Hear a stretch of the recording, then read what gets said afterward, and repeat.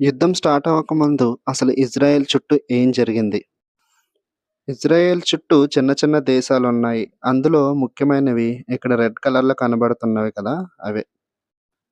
ఇజ్రాయెల్‌కి నార్త్‌లో లెబానాన్, వెస్ట్‌లో గాజా, అదేవిధంగా సౌత్ ఈస్ట్‌లో యెమెన్ కంట్రీస్ ఉన్నాయి. లెబానాన్, గాజా, యెమెన్ ఈ 3 కూడా ఇరాన్ కింద పనిచేస్తున్నాయి. లెబానాన్‌లో హెజ్బుల్లా అనే సంస్థకి, గాజాలో హమాస్‌కి, అదేవిధంగా యెమెన్‌లో ఉన్న హౌతీస్ అనే ఉగ్రవాద సంస్థల్ని ఇరాన్ పెంచి పోషిస్తుందని, ఆ 3 తీవ్రవాద సంస్థలకి ఇరాన్ డబ్బు, ఆయుధాలు పంపించి, వాటిని శక్తివంతమైన సంస్థలుగా మార్చి, ఇరాన్ తన శక్తిని పెంచుకుంటుంది. ఈ విధంగా జరిగినట్లయితే మొత్తం అరబ్ కంట్రీస్ అదేవిధంగా ఇజ్రాయెల్ గూడా ఇరాన్ చెప్పుచేతల్లోకి రావడానికి అవకాశం ఉంటుందని ఇజ్రాయెల్, అదేవిధంగా అమెరికా గట్టిగా నమ్మడం వల్ల ఈ యుద్ధం ప్రారంభమయ్యింది.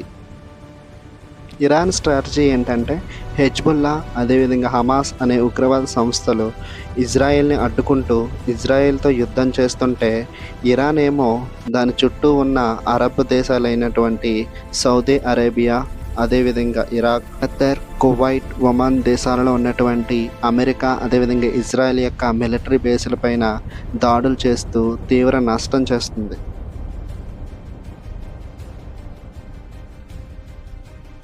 యెమెన్‌లో ఉన్న హౌతీస్ ఇంకా ఈ యుద్ధంలోకి ఎంటర్ కాలేదు. ఒకవేళ వీళ్ళు కూడా ఈ యుద్ధంలోకి ప్రవేశించినట్లయితే ఈ యుద్ధం మరికొన్ని రోజులు ఇంకా ఎక్కువ రోజులు కొనసాగే అవకాశం ఉంది.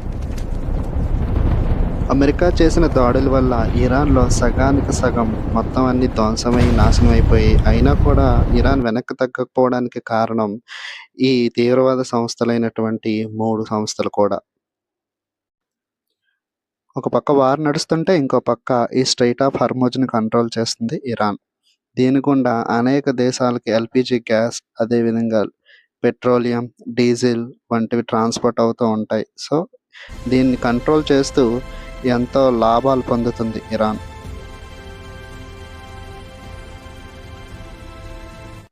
ఒకప్పుడు మిత్ర దేశాలుగా ఉన్న ఇరాన్, ఇజ్రాయెల్ ఇప్పుడు శత్రు దేశాలుగా ఎందుకు మారాయో నెక్స్ట్ వీడియోలో తెలుసుకుందాం. ఈ వీడియో నచ్చినట్లయితే సబ్స్క్రైబ్ చేయండి.